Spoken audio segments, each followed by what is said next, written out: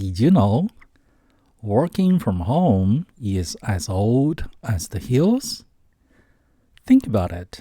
Pre-industrialization, pretty much everybody worked from home. Pre-industrialization, the majority of the population engaged in agriculture, in food production, okay? Most of the people either owned their own land or they leased land from other people. If you owned your own land, okay, if you're a landlord, okay, you lived on your own estate. If you owned your own farm, you're a farmer, you worked your own land, you worked from home, okay? Your house is on your field, okay? If you're leasing a land from a landlord, all right, quite often the residents and the land come as a puzzle together, okay? And if it's not, then it's within a very short walking distance away. Now, if you're artisan, okay, if you worked some kind of a craft, be it blacksmith, coppersmith, or whatever smith that you're smithing, okay? You're a shoemaker, you're a baker, all right? You worked from home, okay? At the very front is your retail, and then it's your workshop. And then behind that is your personal residence with your family. Or maybe it's upstairs, it's your personal residence with your family. So back in the good old days, pre-industrialization, everybody worked from home. Unless, okay, you worked for the Lord, the king, the royalty, the emperor, all right? You're a part of the bureaucracy. You're a administrator. So you had an office provided by the Lord, the king, the ruler, the emperor, the government, and you walked to the office provided to you by the government, by the king, by the Lord, all right? So you commuted either by foot or by horse to your office, all right? Everybody else, pretty much everybody else, worked from home. And this is pretty much the case pre-industrialization. And commute to work is very much a phenomenon since the introduction of industrialization, all right? Where you slept and where you worked were two separate locations that you have to go back and forth, all right? And commuting for more than an hour each way is very much a phenomenon after World War II, with the introduction of suburbs.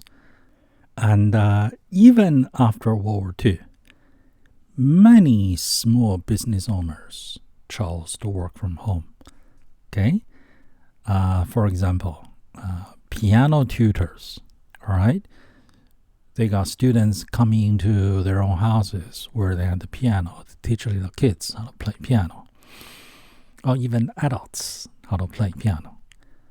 Math tutors, right? They had students coming into their personal residences to study math, okay? And what about accountants and tax agents? Many of them set up their office in their personal residences as part of their personal residences, be it converting a living room or converting an entire garage into an office, all right? I have seen accountants with employees converting part of their personal residence, for example, the garage, into an office to have their employee and also to see clients.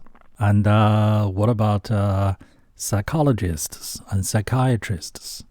I've seen them seeing clients and in an office that's part of the structure of their personal residence. And what about eBay and Amazon sellers? Many of them chose to work from home. And if their inventory is not too bulky, too big to be handled in the personal residence, in the garage, or what have you, they would somehow manage to have their warehouse, their receiving operation, their shipping operation, all out of their own personal residences and work from home. And none of these people would commute to another office away from their own personal residence. And throughout the day, they would switch between business activity and domestic activity, be it cooking, doing dishes, loading up the dishwasher, loading up the washing machine, doing a bit of a vacuuming, work for an hour and then do something with domestic duty and then go back to work. And they find it a lot more efficient, to get both domestic duty and then being productive at work, get both things done, and they can accomplish a lot more, and they don't have to sit in traffic. And remote working means working, from home for an employer, all right, for a boss, for a corporation, but not from their office, on their premises. Rather, you work from your home or wherever you are. It could be a hotel room, but you are not working from their office, in their office, even though you're working for them. Okay? So let's talk about that. The pros and cons for both the employer and the employee. In the book, The Art of War, the author talks about that in order to win, all right, you need to not only understand yourself, but you also need to understand your opponent. Okay? Your strength and your weaknesses, and their strength and their weaknesses. What's in it for you and what's in it for them? What is it that you desire? What is it that you want versus what is it that they desire? What is it that they want? If you only think about what you want, what you desire, what's in it for you, without thinking about what's in it for the other party, for your opponent, your negotiation counterpart, you are not going to win any arguments or any negotiation and get what you want. Okay? So, when it comes to remote working, as an employee, you need to figure out what's in it for the corporation to allow you to work from home, either fully remote or hybrid. Okay, some days from home, some days come to the office. And also, as a manager, as a hiring manager, as a line manager in a corporation with employees, you also need to understand what's in it for the corporation, what's in it for the employee, and what's in it for you. You're the manager. If you or the company allowed employees to work from home either all the time or some of the time, or if you're going to hire an employee with understanding that it's going to be remote from the get-go, when you created the job description, when you put out the advertising, this is going to be a remote position. Now, let's talk about the elephant in the room, all right? Nobody's talking about this when it comes to remote working, but this is an essential topic, something that we have to talk about, because everything else within the discussion of remote working, is based on what we're going to be talking about in the next minute. All right? Now, the question is, why are you even hired?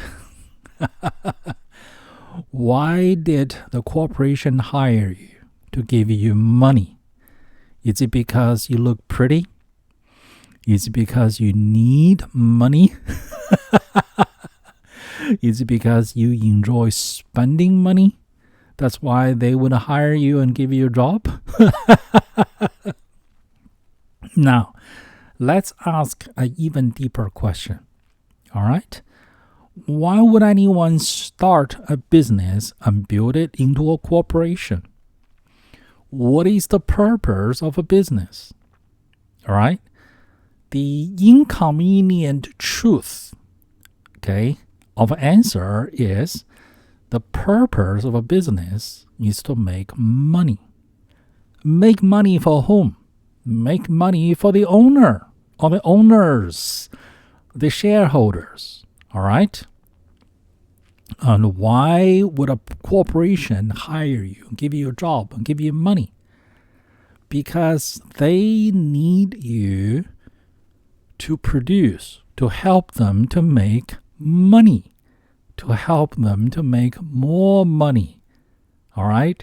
That's why they are paying you to do work for them, all right, to help them to produce a profit. That is why you are hired. And where do you produce your productivity for them? That's secondary. But the primary reason is they need you, they're paying you to help them to make money. And wherever is more profitable for them to allow you to do your thing to produce for them is going to be their choice. That is just the elephant in the room. Everything they do,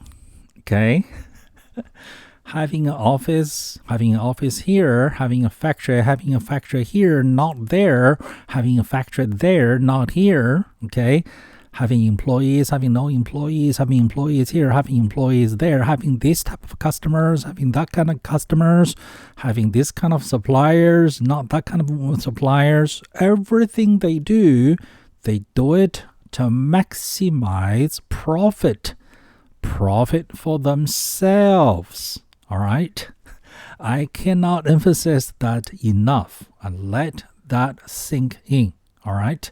Everything they do, all right, you should look at it through the lens of this is what and how they think it's going to help them to make the most amount of profit.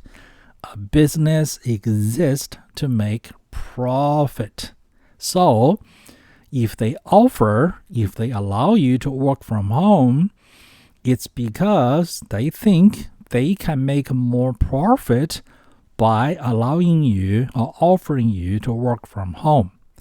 If they won't allow you or won't offer you to work from home, it's because they think they will make less money if you work from home, and they will make more money if you came into the office. All right? That is the absolute bottom line here. All right? Every other discussion, every other topic, every other talking point has to revolve around this hard and harsh reality. All right? Where do I live? Do I live in fantasy? Do I live in La La Land? Or do I live in the real world? Do you need to eat? Do you need to put food on the table? Do you need to pay mortgage and pay rent? You live in the real world, right?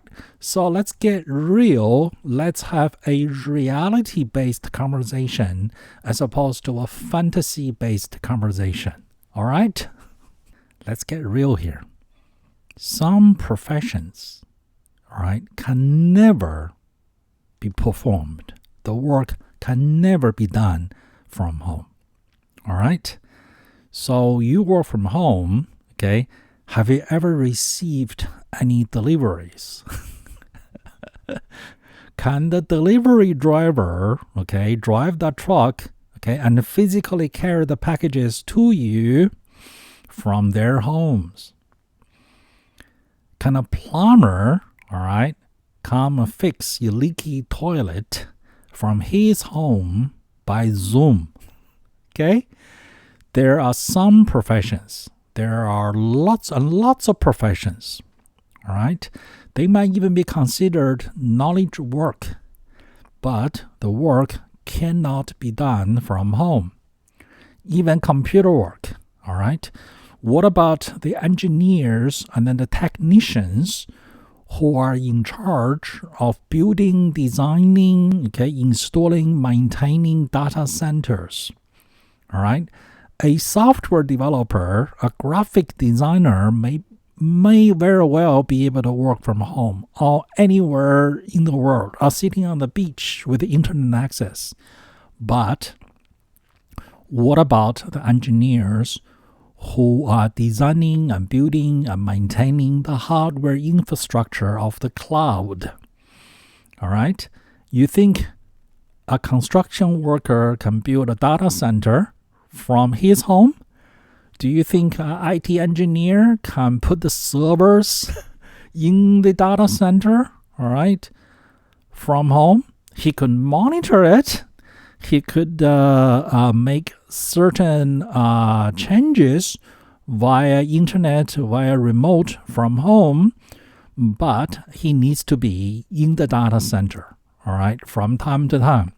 Okay, who is going to put the servers in the racks and put the racks in the data center? All right, somebody has to be physically there. So for starters, all right, not all jobs, not all professions can be performed from home. A lot of jobs can have certain components that can be performed from home, like some sort of a planning, some kind of a revision, some kind of a thinking, some kind of a calculation. Those things can be done from home. Even accounting, okay? Even accounting, right? Take cost accounting, for example. If you're a cost accountant, all right, a big part of your job is to manage and keep track of inventory, all right? You need to go down to the warehouse and count inventory, all right? So you could work part-time from home, but you need to be in the office part-time to count inventory. So, okay, let's just get this out of the way, all right? Not all professions, not all jobs can be done, okay, from home. And for many jobs, all right, a large portion of their jobs cannot be done from home, okay? So we'll just end it right there with this argument, okay, about fully remote, all right?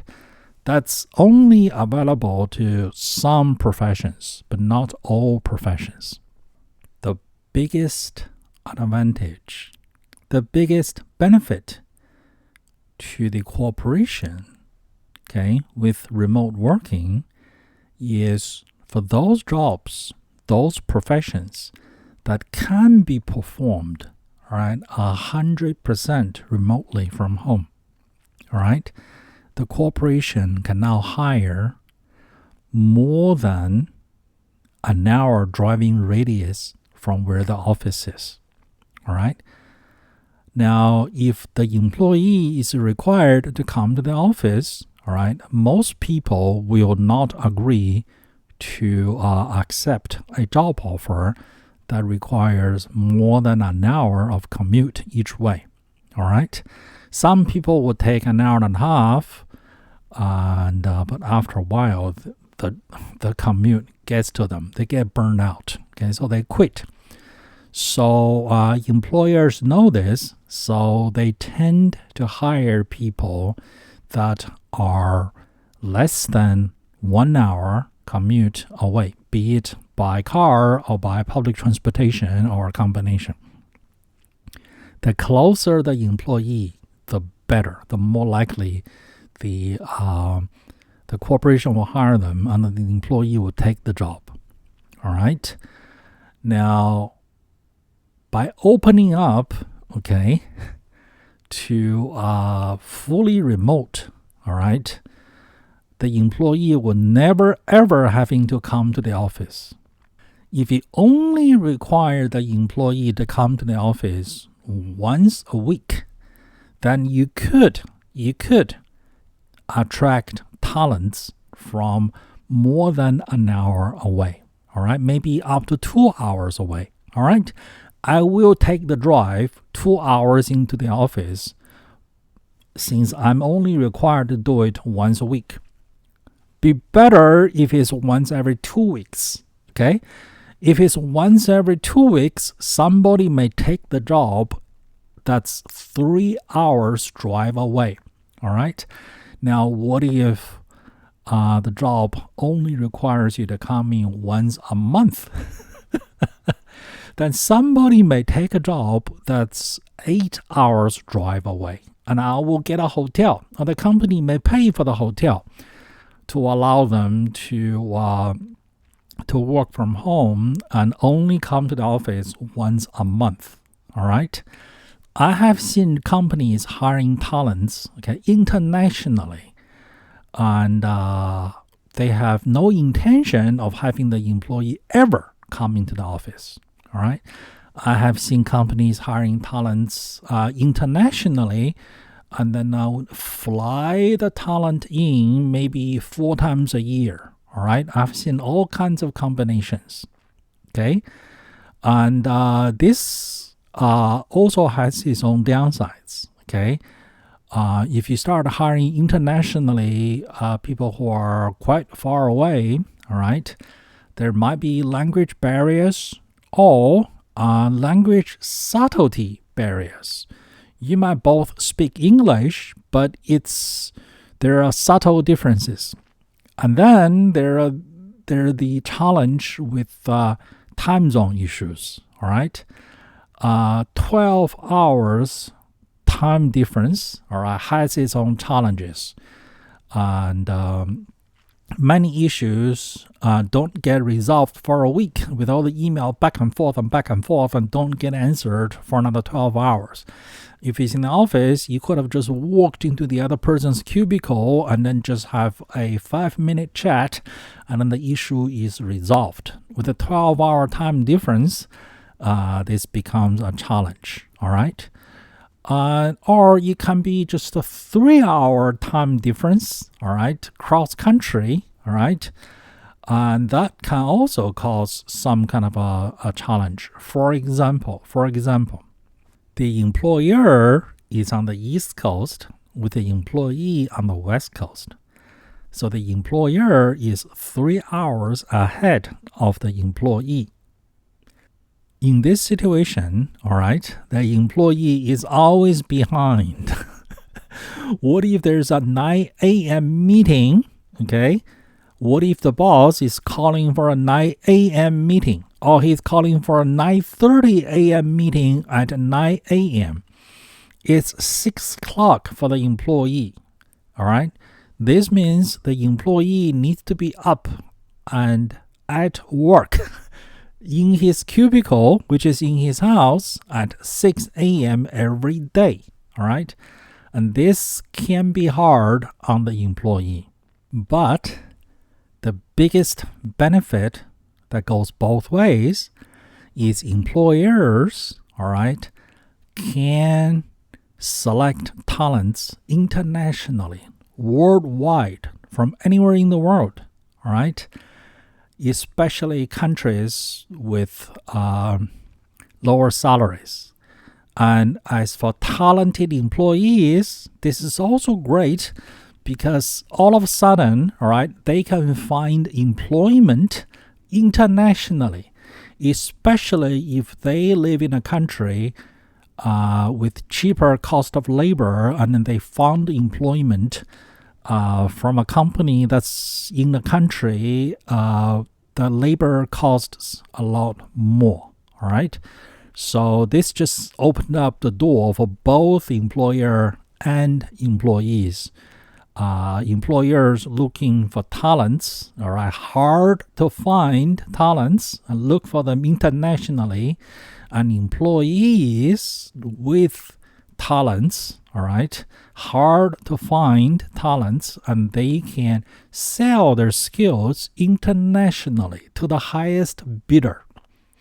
This is win-win for both parties. And this is the biggest advantage to employers, because they are no longer restricted to talents within 1 hour of their headquarters location. They are now able to find talents all over the world. Oh, one more thing on time zone. Longitudinally, okay, north and south actually provides amazing benefits when it comes to time zone, when it comes to hiring talents internationally. For example, the company is located in North America, all right? And the talent is located in South America. There's a long distance, but not much time difference. Also, same within North America, all right? I've seen hiring companies on the East Coast of the U.S. hiring talents out of Canada, and they have no time difference. But the talent, even though he's in another country, there's very little cultural difference, but cost of labor is cheaper in Canada. So both parties benefit from international remote working. Or you might be a person from the US and your employer is also in the US, and because you're a hard to find talent, and then the thing you do can be done from anywhere in the world, all right? You like to travel, or you choose to go reside in a country with lower cost of living, and you know how to deal with time differences. So it's entirely possible that you are from the US and your employer is from the US, and then you work from home, and your home can be anywhere. It can be an RV that you roam around North America, all right? It can be somewhere in South America, all right? Or you can choose just to spend a year in this country, a year in a different country, and then continue to work for the same employer and keep your employment, but then you yourself can be anywhere in the world. And this is doable because you have good talent, and you are self-motivated, all right? You don't need micromanagement. And part of what's enabling this is this sort of profession, okay? Because the talents, the skills are hard to find. It means the individuals who are capable of doing these sort of jobs, they are self-motivated in the first place. So you sort of don't need to worry about them goofing off, okay? You sort of don't need to micromanage them. Micromanaging them can only backfire. They work the best when you give them a task, tell them, I need you to accomplish this, and then you tell them, yeah, I'll be able to do it within 1 day, or within 1 week, or within 2 weeks, all right? And then the boss will just leave you alone, and then you could be anywhere in the world, and then you will deliver your deliverables on time. And this is such a win-win situation for both the employer and the employee. Now, what about the hybrid model? Okay, that is, you work from home somewhere between 1 day to up to 4 days a week, and you are required to come to the office somewhere between 1 day and 4 days a week. Okay, you do live locally, all right? Your commute is, say, less than an hour, all right? why would an employer offer a hybrid model? Okay, why would they allow you to work from home some days of the week? What's in it for them, the employer? All right, as Charlie Munger would say, show me the incentive. Show me the incentive and I will show you the result. All right. There can be a number of reasons. Okay. For example, number one, it's higher productivity. The employer realizes some tasks it's best for you to perform at home. All right. But some tasks you need to come to the office. And the employer may realize you need to come to the office at least once a week for relationships, for connectivity. All right. So they would allow you to work from home 4 days a week. All right. Another possibility is it's just perks. All right.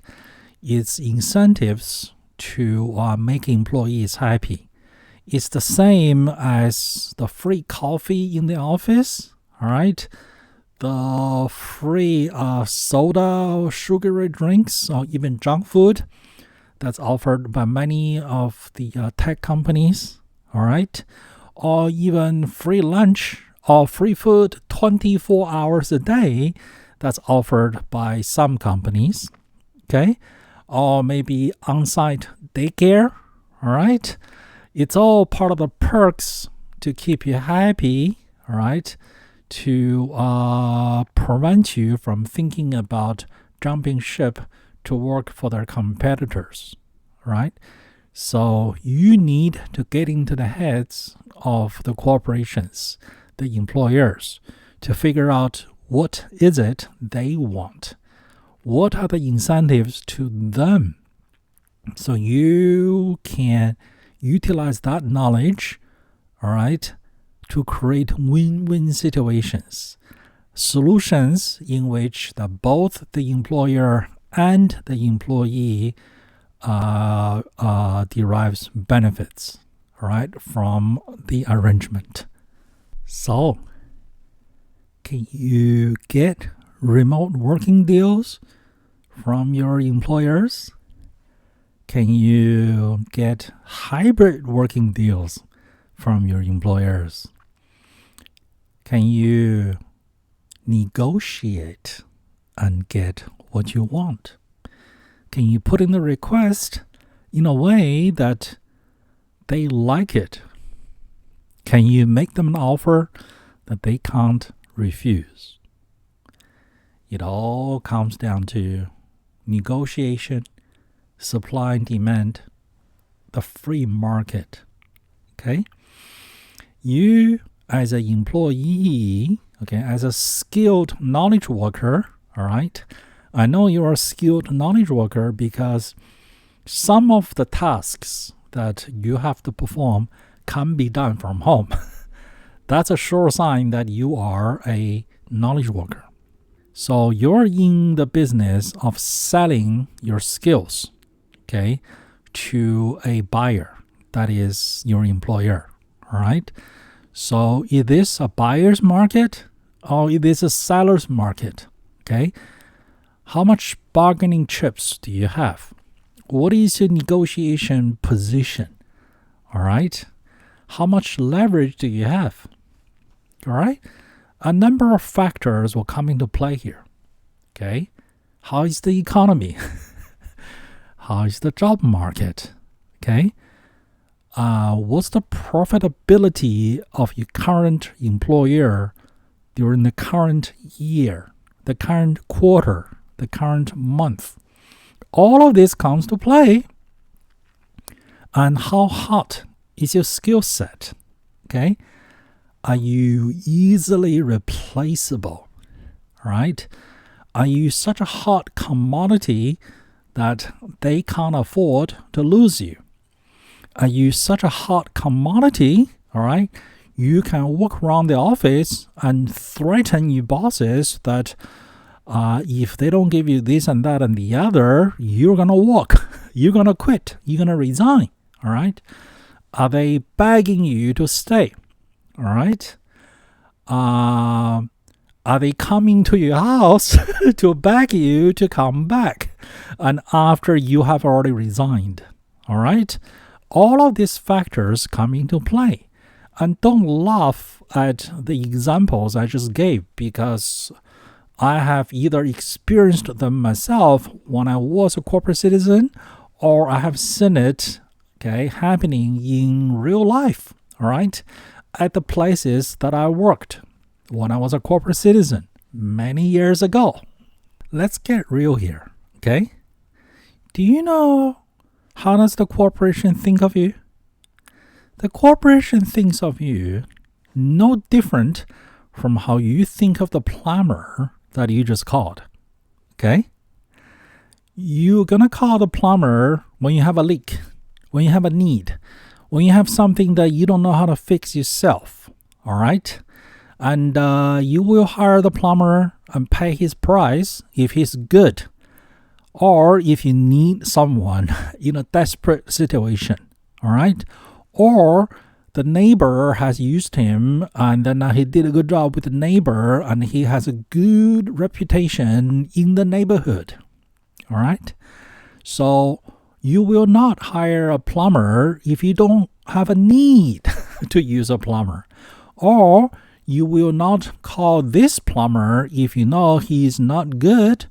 Or you will not call this plumber even though he's good, but you know someone who is better, who is more skillful, all right, and cheaper. Or even though he is a little bit more expensive, but he's more skillful. He does not only quality job, he does a higher quality job, all right?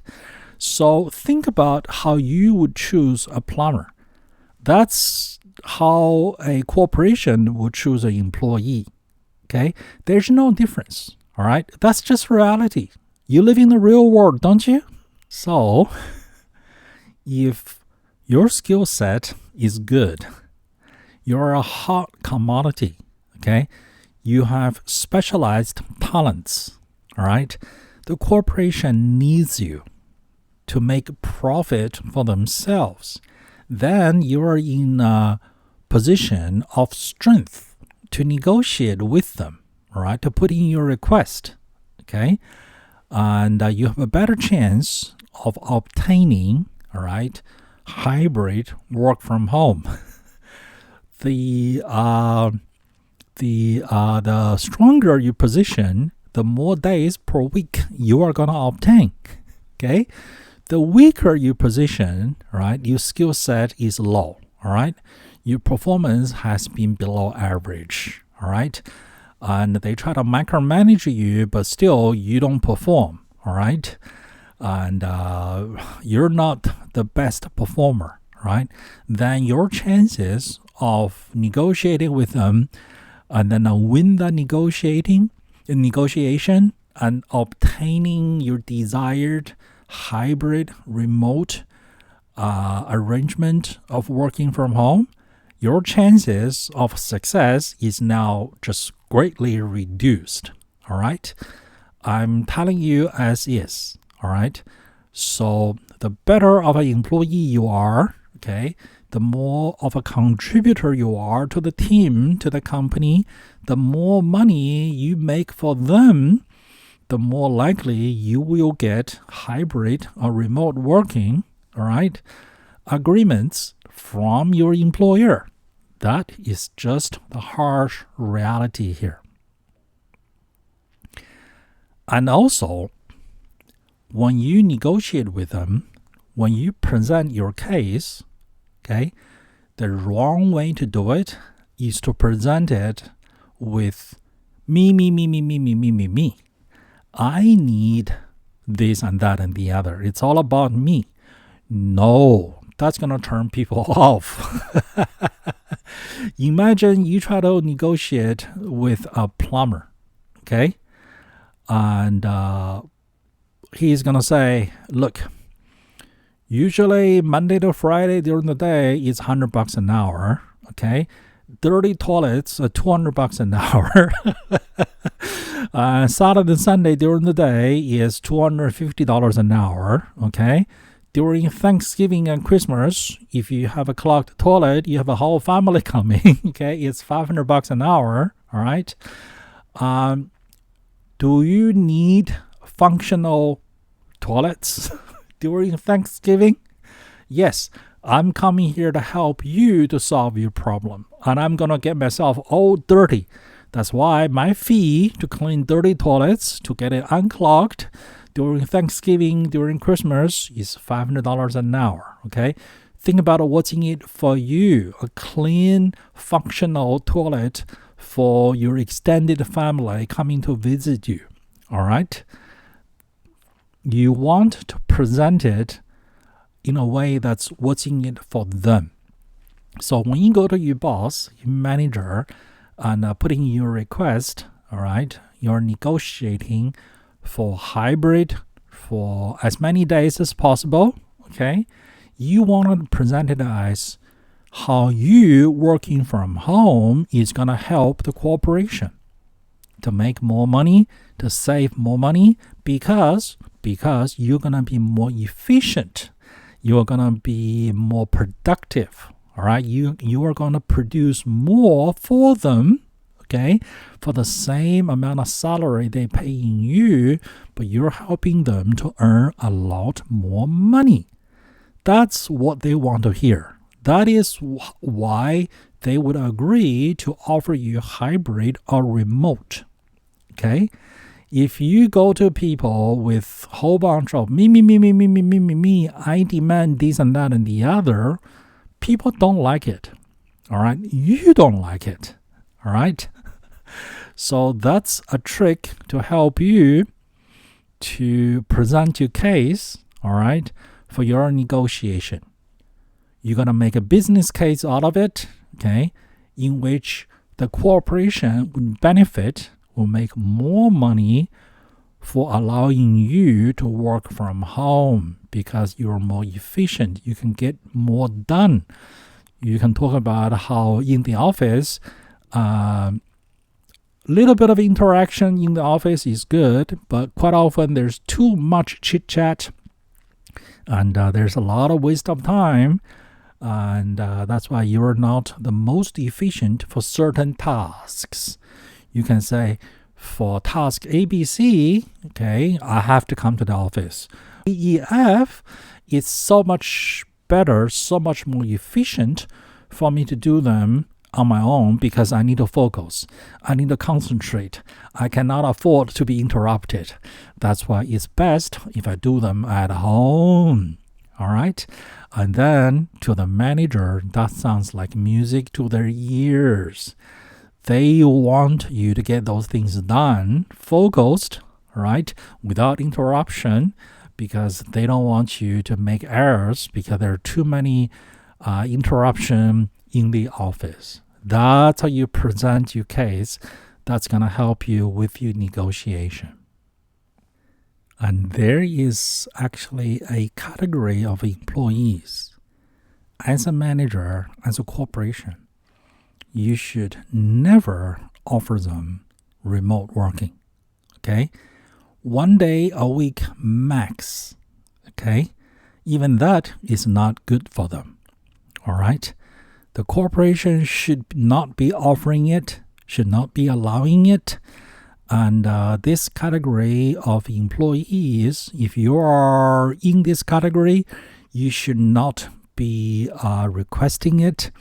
If it's offered to you, you should turn it down. Okay? And the category of employees I'm talking about here, okay, is anyone who is fresh, recently graduated out of university. Okay? You have less than 5 years of work experience. You have not worked in at least 2 different companies, 2 different offices. Why?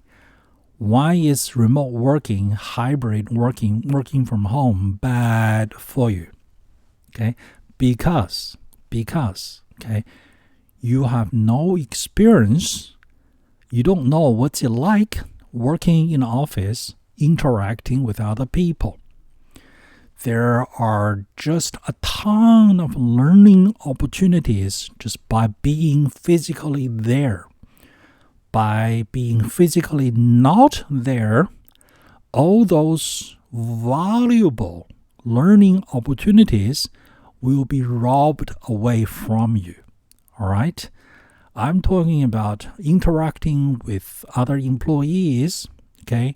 Observing how other employees interact with each other, how other employees interact with outside customers and outside vendors, how other employees handle an angry customer, all right, either successfully, all right, or unsuccessfully, okay, how not to treat a customer, how not to get a customer angry, how not to get a customer who is already angry even more angry, how to negotiate with outside vendors, all right, how to get better terms, get better pricing, all right, how to teamwork and collaborate with other employees, all right, team members are a parallel team, all right, or a different department. Okay, how do you interact with employees from other departments? All right, how do you collaborate?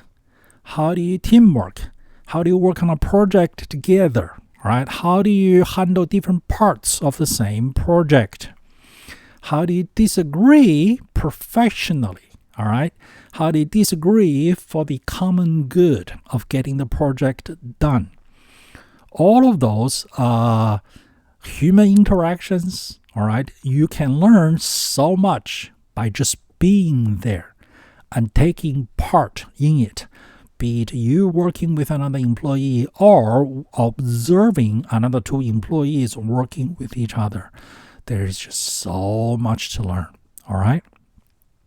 There's a saying out there that young people, young employees, they need feedback, or they crave feedback, or they want feedback, or they feel like they're not getting enough feedback.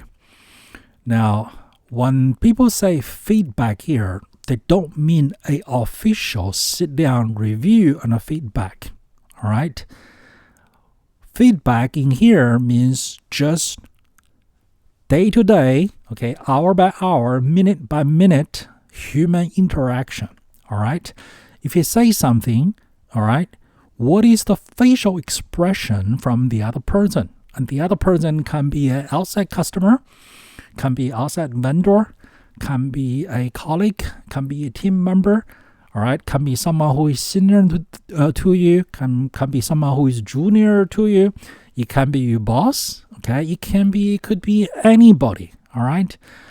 The tonality of their voice, you said something and they say something back.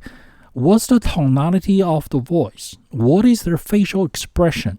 What if there's no response whatsoever? A lack of response is a response in itself, all right?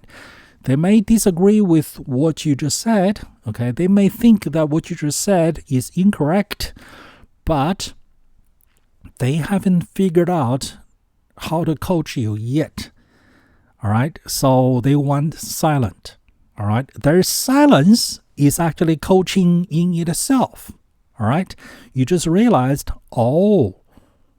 maybe that's not the best method. Okay, maybe I'm here to learn what a better method is. Maybe that interaction is my golden opportunity to try something and learn from it. Okay, was whatever I did good or bad or ugly. All right, you go to the work, you go to the office for 8 hours a day. It's packed with a million learning opportunities for you to grow and then grow fast. By working from home, all of those learning opportunities will be robbed away from you as a younger employee, as someone who is fresh, just graduated from school, okay? Someone with less than 5 years of experience working in the office. Okay, someone who has not worked in at least 2 different offices. All right, as a younger employee yourself, you want to grab all of those learning opportunities, and don't go for short-term pleasure working from home. All right, you are harming yourself in the long run. Okay, at your age, at your stage of your career advancement, you want to be out there, okay, rubbing shoulders, rubbing elbows with other professionals, and learn, okay, and observe, all right, and then practice and see what happens. As a corporation, all right, there's a lot of talk recently about social responsibilities of a corporation, all right? This is part of it, okay? Helping younger people, the next generation, to become more capable, more mature, all right? And more responsible and better contributors to society, all right? So by having them in the office, they learn and then they grow faster. By not having them in the office, all right, telling them to work from home either 1 day a week or 4 days a week, all right, you are not helping them. You are harming them. It's like giving kids too much candy, all right? Short term, they're happy, but long term is no good, all right? Okay, you're making the dentist happy. That's about it, okay? You're making the dentist happy, all right? You're hurting their parents' wallet, all right? You're harming the children's health, short-term and long-term health. So as a corporation, all right, and as a socially responsible corporation, it's not a good idea to send your younger employees home to work from home. You want to provide them with the learning opportunity to learn all they can possibly learn by being in the office in real life interaction. Okay, it's the same as kids. Okay, they need to play with other kids. They need to interact with other kids. Okay, even homeschooled kids. All right, the parents will get them together to play with other kids, to get on the project, to do something together, okay, to go to a camp during summer, all right, to do something together with other kids for their learning, all right, for their growth. So don't send young employees home to work from home. Have them in the office. They will thank you for it, all right, later down the road, okay, later in life. Be a hero to them. Now, there's also something else we haven't talked about, which is remote working good for you? Can it be bad for you? All right? Here are some questions that you need to ask yourself. At what stage are you currently at with your career advancement? Do you want to develop your career? Or are you coasting? Do you want to coast? Or do you want to advance? All right? Those are questions. Okay? Are you present hedonistic? Or are you a person who is future-oriented? All right? Not only do you care about earning today, you care about how you're going to earn money 20 years down the road. How you're going to earn money when you are old, when your physical body is not as strong as it is today. All right? Do you want to develop your career? Do you want to advance your career? How long do you want to stay with the current organization? Do you want to invest yourself with your current employer? Does the advancement of your career require business networking? Okay, building relationships, All right. How much is human dynamics part of your career? Or is it so purely technical that you don't need to interact with other human beings for your career? Okay. Do you want to invest yourself with the current organization? All right. Or you have already invested 10, 20, 30 years with the current organization. All right. You have built solid human relationship foundations for yourself with the current organization. All right. You can afford to be at home 4 days a week, work from home 4 days a week. It will not affect, okay, the security of your position at the organization. Or are you in the beginning stages of your career, and also you are yet to be fully established with the current organization? You would like to, and you need to build yourself up, okay, with the current organization that you're working for. And you need to establish and solidify and fortify your human relationships at this organization. Is working from home helping you with those goals, or is away from the office harming you to accomplish those goals? Those are the things you need to think about. In other words, a full remote job, okay, you never show your face in the office, all right, it's really, okay, kind of sort of someone, okay, who is either, all right, been here for a long time, 30 years, all right, looking toward retirement, or somebody who has a mercenary mindset, that is, I am not investing myself with any particular company, with any particular organization. The only thing that I'm investing is myself, my skill set, all right?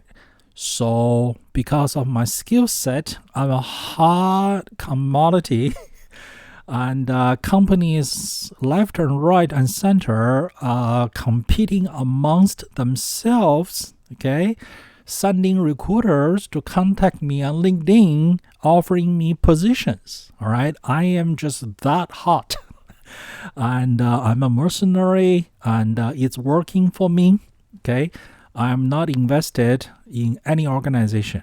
All right, in those situations, a full remote position might be the best thing for you.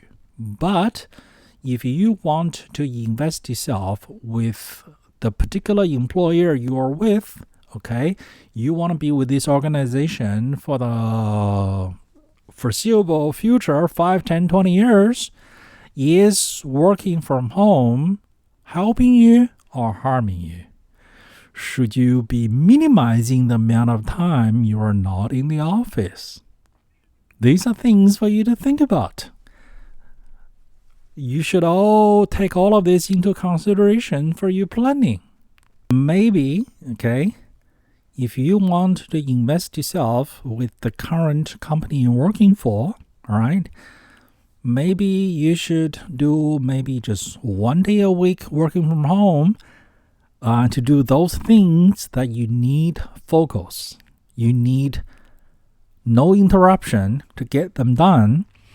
And then the other 4 days, you might want to show your face in the office to build human relationships, all right? And to build foundations, to get to know people, okay? To solidify your position within that organization, all right? Let people see you. When you are not present, people tend to forget about you. And also, okay, face-to-face communication is the most effective, all right?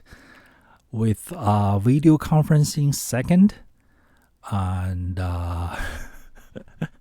telephone next, emailing next. Texting is the worst form of communication. All right. It's good for things like, hey, I came to the conference and where are you? The bonus, okay, on video conferencing. All right. Video conferencing with as high quality of video and sound as possible is best suited for family and friends and colleagues who have already known each other for a long time for up to 2 hours, and it would take a long commute time to meet in person, all right, for a meeting that's less than 2 hours. Think about it. Who wants to spend an hour to get there to meet for 2 hours? Right? It's so much better just to meet for 2 hours online with video, especially if you already know each other in person and you've already known each other for years and years and years. All right? Video conferencing is the worst if you need to do a whole day event with a bunch of strangers. All right? And video conferencing whereby only the presenter, right, would have video, and the attendees do not have a camera to turn on, all right? So the presenter can never see the attendees' faces, all right? And the meeting is all day long, all right? That's the least effective when it comes to video conferencing, okay? So these are the tools that we have. That's just the reality. So the tools are the way they are. And we are humans. It's up to us to figure out how best to utilize the tools that we have. It's clever utilization of whatever tools that's available to us that will help you to get ahead in business, in your career, and with your life.